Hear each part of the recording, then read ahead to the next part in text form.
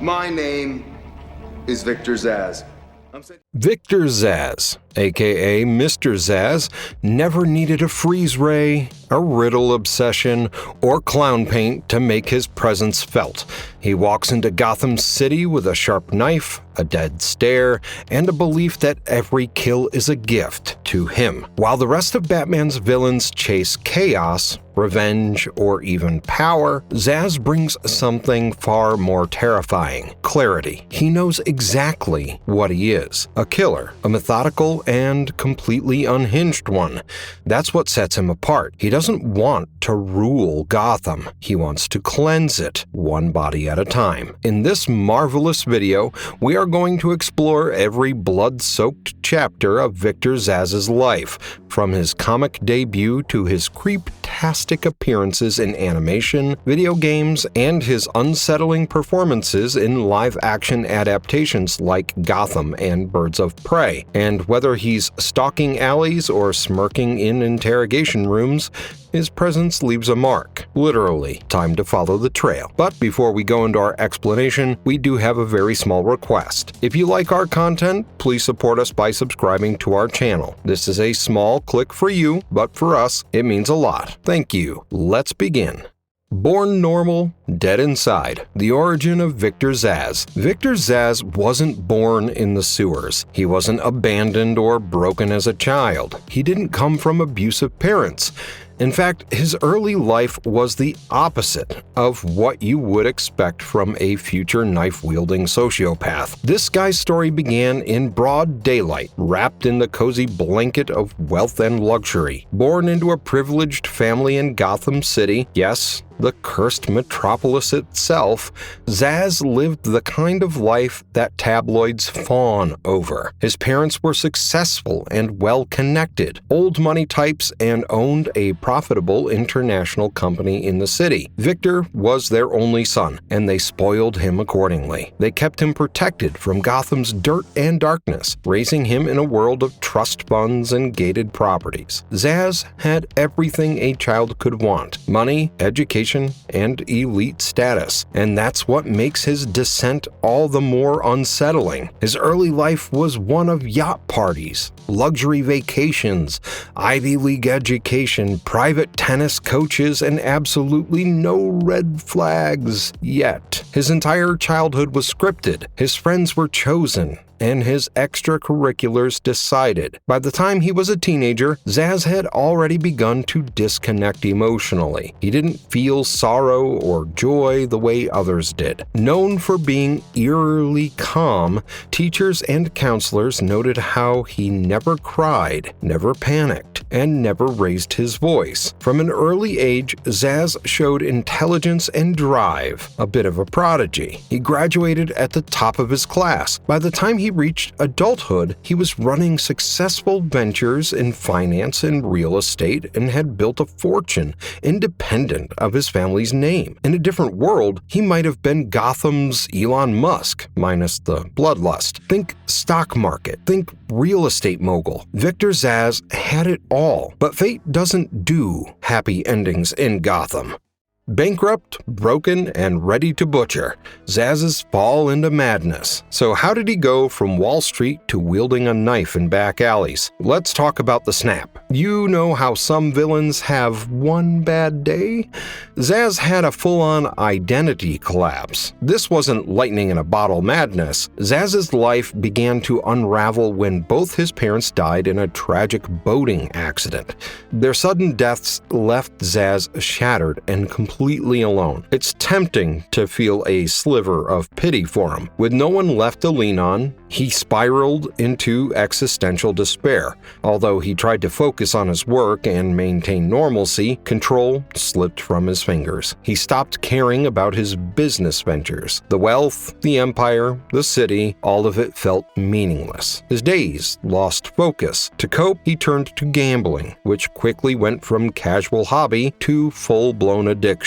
At first, it felt harmless. He studied odds, tracked patterns, and convinced himself he could turn grief into profit. Soon, he became a reckless, gambler, squandering his fortune on poker tables and roulette wheels, desperately seeking something, anything, to make him feel alive again. But the house always won. He lost, then he lost again and again. Eventually, he lost everything in a single, devastating night at the Iceberg Lounge, a casino owned by, you guessed it, Oswald Cobblepot, aka the Penguin. And honestly, only a fool thinks they can win against Penguin in his own den. A lifetime of empire building gone in a handful of hands. Zsasz left the club without a dollar to his name, his fortune drained. It was not only his fortune that Zsasz lost that fateful night, but the life he had built for himself collapsed. His purpose, his sense of self, his reason for existing.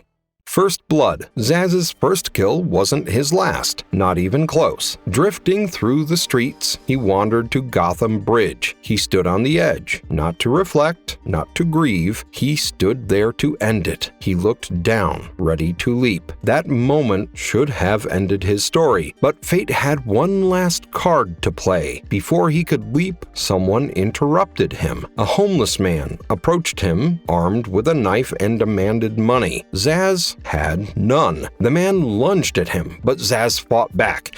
He wrestled the knife away and stabbed his attacker. It all happened so fast. The mugger died on the spot. That kill changed everything, and something inside him snapped. For the first time since his parents died, Zsasz felt alive. Zsasz didn't feel guilt. He felt a sense of clarity. He did not see it as murder and believed the mugger had been lucky. He had freed the man from an empty life. He said the act stripped away all illusion. He saw the world differently. He no longer viewed people as individuals. He saw them as walking corpses, shackled by jobs, families, expectations, addictions, and routines. In his mind, they were sleepwalkers, zombies, as he called them, and he saw himself as a savior, freeing them from their pointless lives. He was doing them a favor. Zsasz walked away from the bridge with blood on his hands and a purpose. He no longer cared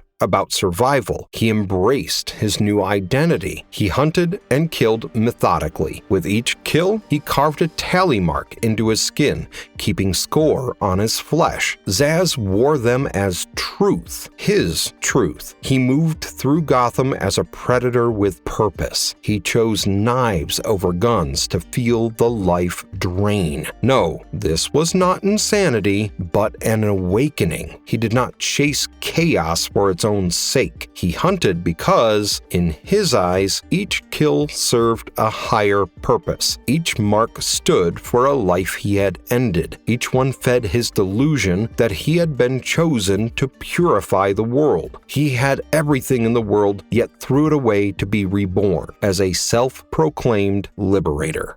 Scarred and counting. Zsasz's murder math begins. Estimates vary, but the count runs into the hundreds. Police never found a complete list of victims. Many of them had no connection to him. He picked random victims in alleys, train stations, parking lots, and abandoned buildings. All ages, all backgrounds. Though he often targets young women, Zsasz doesn't discriminate. His victims come from all walks of life. He selected people who looked distracted, people who appeared numb. If he believed you wandered through life without purpose, he marked you for death. The only common thread is that he poses their corpses in lifelike positions. After his second kill, he began to keep count. With a knife, he carved a tally mark into his flesh. Always one, always in the same style. Straight lines, vertical for every 4. The 5th mark crosses them at an angle. Zsasz's scars cover nearly every inch of his body. His chest and arms went first, then his neck. When space ran out, he moved to other parts of his body. He refused to stop. His torso filled quickly. He moved to his thighs, then his back. Even his eyelids bear thin, pale scars, barely visible unless you know to look. He has left no area untouched. Each mark represented a life he had cleansed. The process became sacred, and Zsasz never stopped after that first moment. He never returned to the man he was. His old life, his name, his legacy, his wealth meant nothing to him now. Never tried to rebuild. His only identity came from those scars. Each one told a story. Each one started with that first drop of blood. What's disturbing is how calm and collected he is about it. He never raised his voice. His victims often died before they could scream. Just one goal, add another notch, and he's terrifyingly good at it.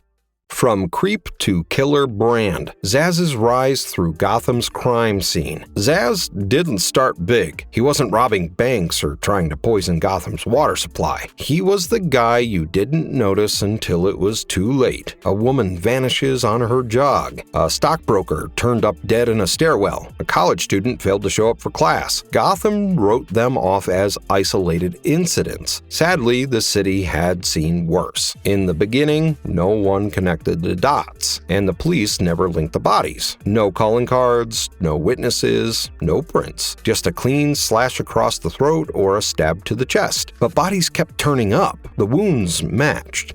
The precision matched. And slowly, the GCPD realized they had a serial killer, one with no motive they could trace. Eventually, though, Zsasz started making a name for himself. Detective Harvey Bullock gave him a nickname. First, that freak with the knife. Commissioner Gordon began to track him through case files.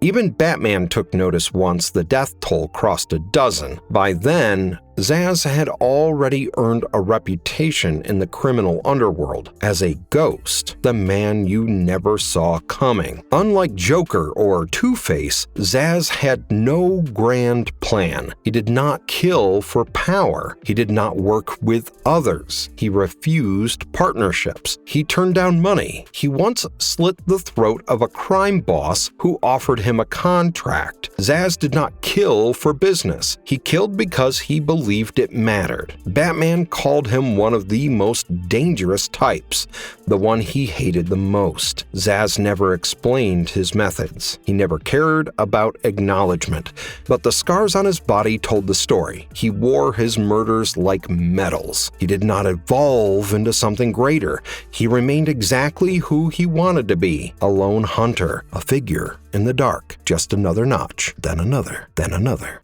Cutting deep, Zsasz's greatest comic book moments. Victor Zsasz has been declared insane more times than anyone can count, and thanks to Batman, he usually winds up locked inside Arkham Asylum.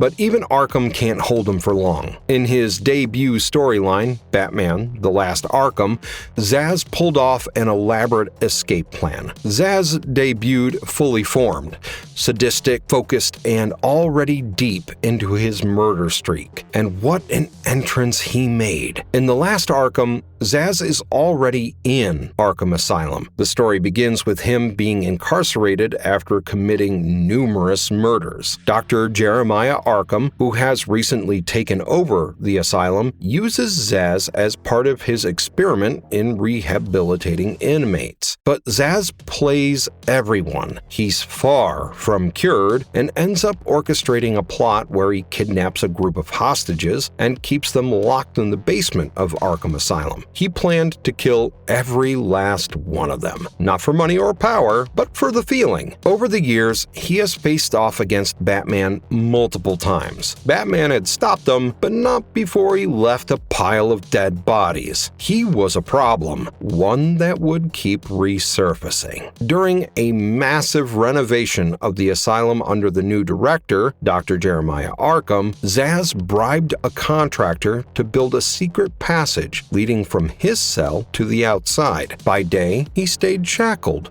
receiving personal treatment from Dr. Arkham. By night, he slipped out through the hidden exit and continued his killing spree right under the guards' noses. When victims matching his style started turning up, Batman and Commissioner Gordon launched a risky plan, faking Batman's insanity to get him inside Arkham and investigate investigate from the inside. It didn't go smoothly. Dr. Jeremiah Arkham, already under Zsasz's influence, treats Batman with cruelty, believing him to be a cop killer. Over time, Zsasz warped the doctor's mind and reduced him to little more than a puppet. But Zsasz wasn't easily fooled. He figured out Batman was a plant, then killed the contractor and another inmate who knew about his escape route. Before he could vanish again, Nightwing and Batman stopped him and dragged him back to his cell. During the 1993 Nightfall storyline, Bane orchestrates a massive Arkham breakout, freeing Gotham's worst criminals to wear Batman down. Zsasz was one of them who escaped. While others ran wild with plans for chaos or profit, Zsasz operated solo. He stuck to what he knew, killing. He targeted a group of schoolgirls inside a prep school. He turned a classroom into a slaughterhouse before Batman tracked him down. He compared their roles, how both hunted people, how both took satisfaction from it. That hit a nerve. Batman snapped and beat him senseless until the police pulled him off. That confrontation nearly broke Bruce. Zsasz fought like a man who felt no pain and feared nothing. Batman stopped him, but the emotional toll lingered. In Batman: Streets of Gotham, Zsasz took things a little too seriously this time. He kidnaps children and sets up an underground arena. He then forced them to fight to the death while wealthy Gotham elites placed bets. It horrified even Gotham's most jaded detectives. Yeah, that dark. There was never even a trace of remorse. He spoke about the freedom he gave to those kids as if he had gifted them something. Zsasz also appeared in everything from Detective Comics, Birds of Prey, and Gotham Underground. In the Batman Chronicles, a psychiatrist tried to understand Zsasz only to find no signs of classic mental illness. No voices, no hallucinations, no trauma in his past. Zsasz claimed he killed because he chose to. Nothing more, nothing less. He grabbed the doctor by the throat through the bars of his cell and strangled her to death, calmly stating his reason again. Then he dropped the body without a second thought. In Detective Comics, Zsasz battled Stephanie Brown during her time as Robin. He nearly slit her throat, but her relentless pushback threw him off. He turned on Batman next, but Stephanie regrouped and beat him. Later, in Infinite Crisis, he popped up again, fighting for the secret society of supervillains during the attack on Metropolis. The society lost. Zsasz returned in Detective Comics in a story called Victims. During a routine psych evaluation, he killed his guards using metal rods attached to his neck brace and escaped. Batman failed to catch him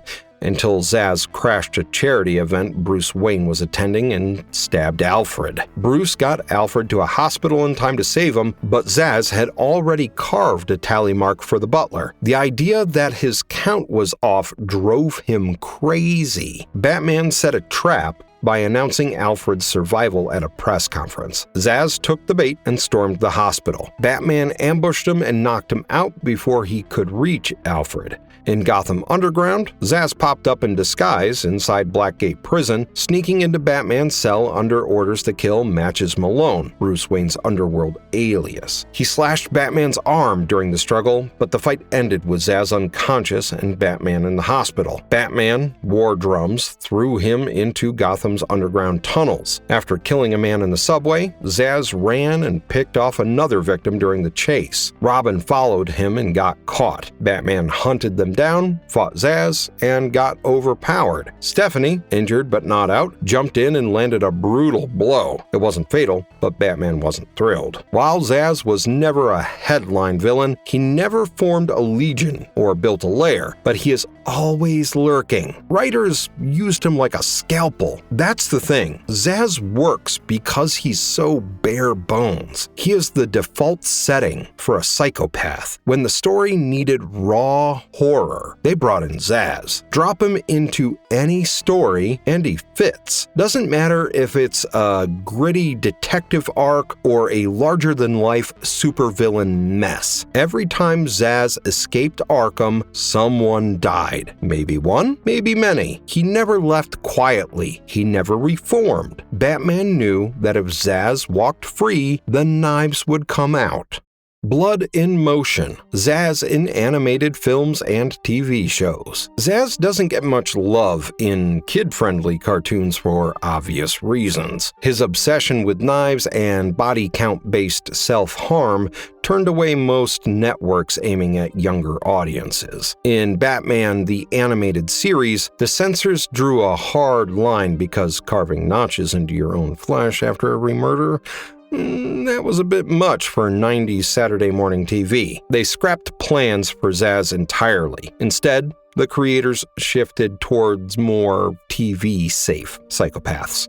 Characters like the Riddler or even the Joker could be bent into kid-friendly versions. Zsasz could not, and so Zsasz stayed absent for most of the 90s animation wave. Later shows took few risks. In The Batman, which ran from 2004 to 2008, Zsasz made a blink-and-miss appearance. He showed up in Arkham, shaved head, pale skin, cold stare. The show aired on networks that still enforced heavy content restrictions, so he stayed silent and scarless. Zsasz appears briefly again in Under the Red Hood, where he's locked up in Arkham Asylum and being forcefully sedated. It's short, but it shows him in full psycho mode. Wild-eyed, shirtless, body covered in scars. No major dialogue, no kills. Just a visual reference to remind fans he still haunted Gotham's worst corners. The animated film Batman Bad Blood gave him another brief slot. He appears early on during the warehouse ambush against Batwoman and Batman, part of a villain team assembled by Heretic. Zsasz in this film moves with the kind of erratic energy that tells you he's not just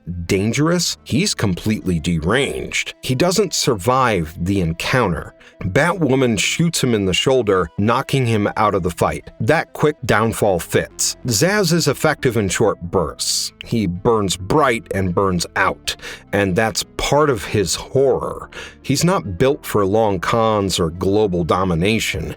He is a walking scream in the dark alley, the last face you see before everything goes black. Zsasz doesn't appear directly in Suicide Squad, Hell to Pay, but the tone of the animated film echoes the kind of grimy, brutal energy that suits him. He is referenced in tie-in material and was originally considered for a spot on the Squad. Makes sense, he would have fit right in with that bunch of psychotic killers. In HBO Max's Harley Quinn, Victor Zsasz finally gets a version that's both funny and freaky. Voiced by Chris Messina, who also played him in the Birds of Prey movie, this Zsasz is smooth, talkative, and completely at ease with how messed up he is. With a crazy sense of humor, he is dapper, charming, and dangerous. This Zsasz talks like a friend, kills like a maniac, and laughs through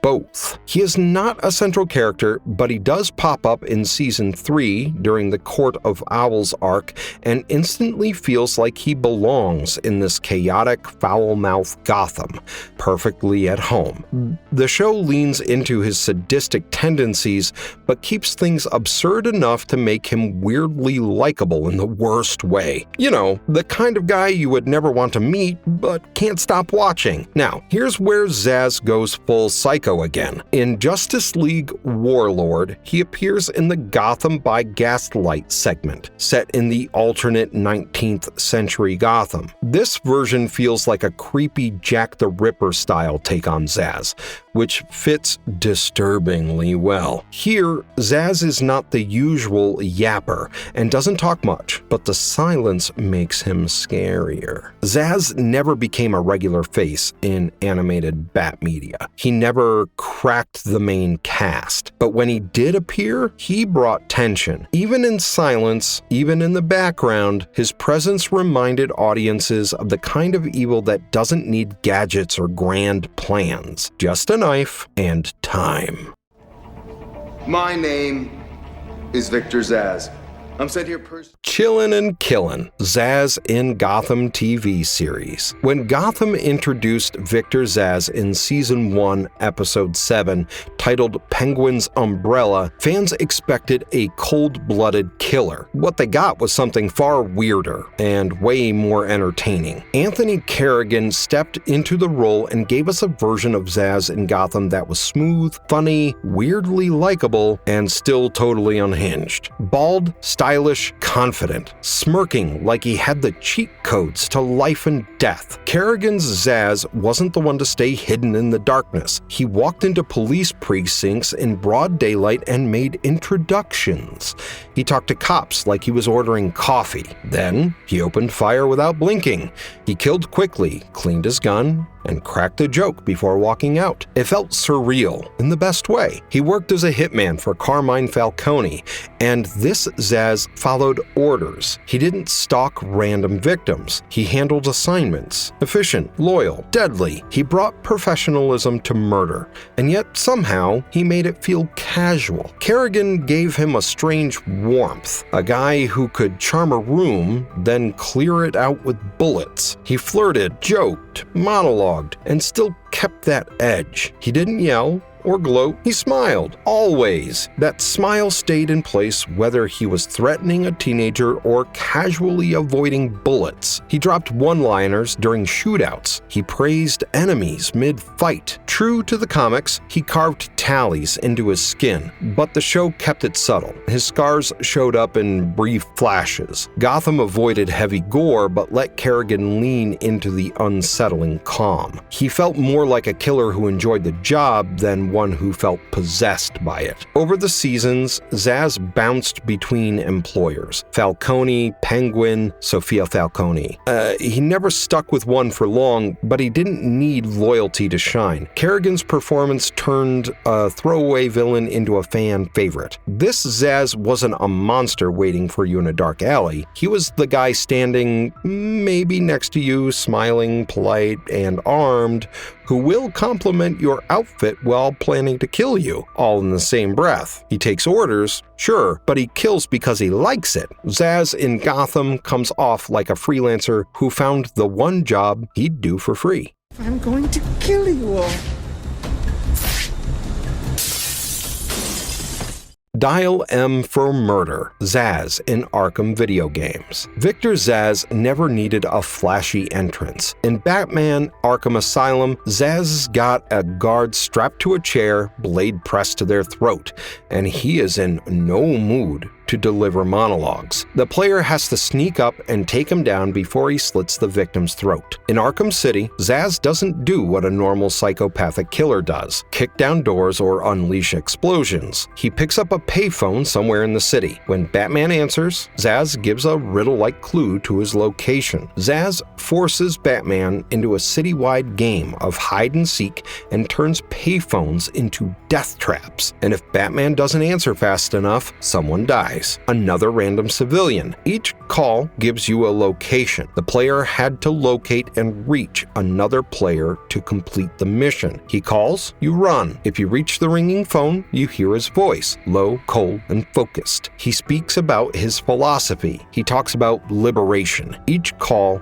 gives you a location. Each answered phone call brings you closer to tracking him down. Miss the call, and Zsasz adds another tally to his skin. He doesn't chase you chase him, and he always stays one step ahead until the final moment. His voice work, delivered by actor Danny Jacobs, sells the character without gimmicks. He doesn't shout, he doesn't laugh, he whispers like he's already inside your mind. It's subtle, creepy, effective. The calm tone turns every line into a threat. Every word cuts. Zsasz never gets the center stage in the Arkham series. He doesn't need it. Every moment with him hits like a cold blade. He slips into the scene, makes his kill, and disappears before the cops find the body. The Joker might want to burn Gotham. Zsasz wants to empty it. One call, one scar, one life at a time.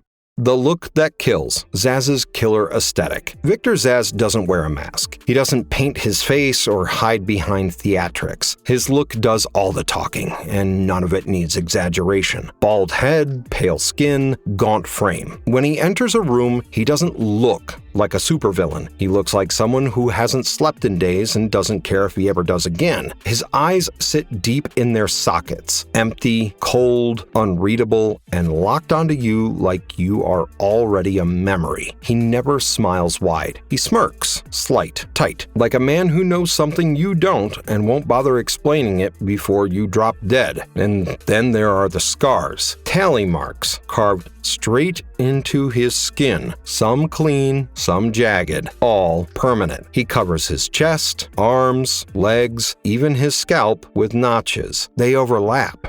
They crowd together in dense clusters. No attempt to hide them, and every cut tells a story, and only he knows the ending. He looks like a man you might ignore at a gas station, the kind you forget until you hear about the stabbing on the news an hour later, and that's what makes him terrifying. However, in Gotham, Zsasz doesn't look like a monster from a comic book. Anthony Carrigan's Zsasz keeps the scars but hides most of them under sharp suits. He is clean-shaven and bald, dressed like a man who respects order, although he is the one causing chaos. The clothes are slick, minimal, and tailored. All black and all mean business. The scars peek out sometimes on his arms or neck, and when they do, they hint at the monster beneath the polish. You see the elegance, but then you remember what's underneath. The butcher counting bodies. He looks like someone real, someone already behind you in line in a coffee shop, someone checking their watch while planning the next cut.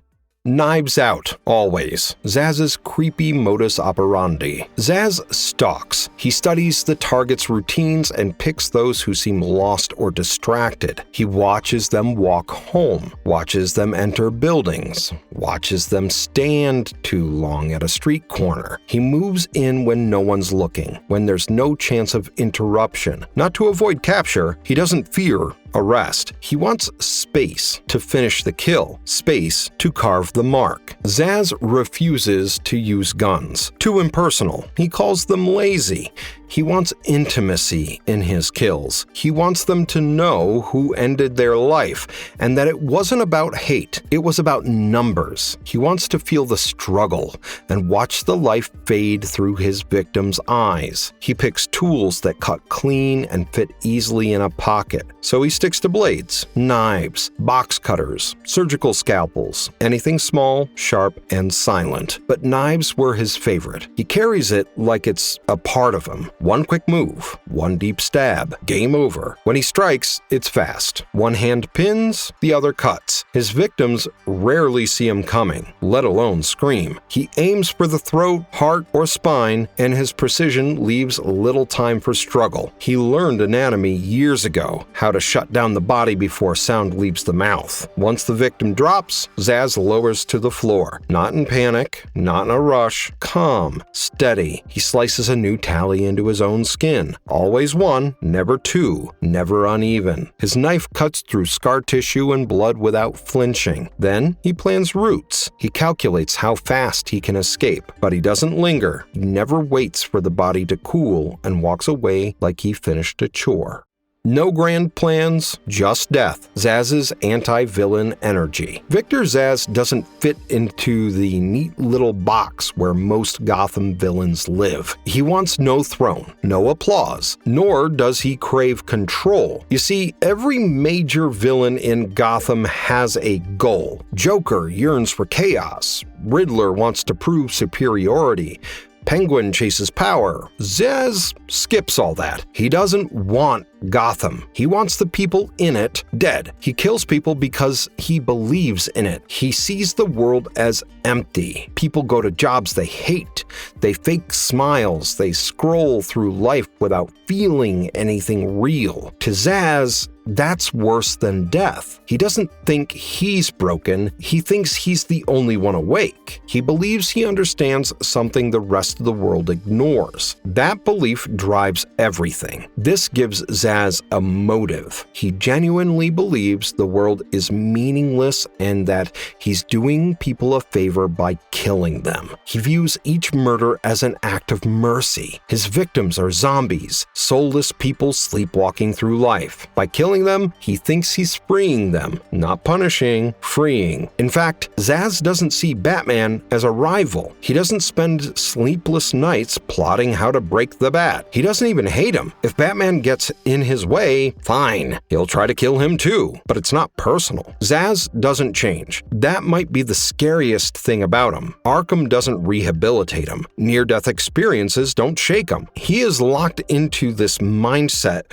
where killing feels like clarity, and the more he kills, the more focused he becomes. His soft voice and the eerie smile while discussing death, his calm makes him worse. He walks through crime scenes like they are art exhibits. No regrets, no doubt. Every kill feels necessary to him. That's what separates him. He doesn't want to win, he wants to purge. Where's Zsasz now? Missing, mutilated, or moving in silence? Zsasz is certainly not one to stay gone for long. In the comics, he cycles in and out of Arkham Asylum. One minute, he is locked in a cell. The next, there's a trail of bodies and a fresh scar carved into his chest. He doesn't escape with a bang. He slips out during chaos, breakouts, blackouts, riots, and vanishes into the underbelly of Gotham. In recent comic runs, he still appears on occasion, sometimes as a hired killer, sometimes as an escaped inmate, sometimes as a silent presence lurking in the background of bigger storylines. Writers use him when they want something grim. No complex plan, just guaranteed death. His philosophy never changes, and neither does his method. His body stays marked, and his message stays intact. On TV, Gotham left him standing. Anthony Carrigan's version walked out with charm, a smirk, and absolutely no intention of slowing down. The show ended without killing him off or locking him away for good. He remained loyal to his knife, still quick with a quip. As far as that version goes, he is probably still out there cracking jokes while cleaning up after a hit. In the Arkham games, he never got a conclusive ending. He didn't die. He didn't disappear in smoke. He stayed tethered to ringing phones and whispered threats. After Arkham City, his fate went unresolved. No sequel. That silence fit him. Across all media, Zsasz lingers. He doesn't demand attention. He hangs back. He watches Gotham rot, and he waits, knife in hand, eyes open, always watching. Zsasz is not gone. He never really is. He is the itch that Gotham can't really seem to reach.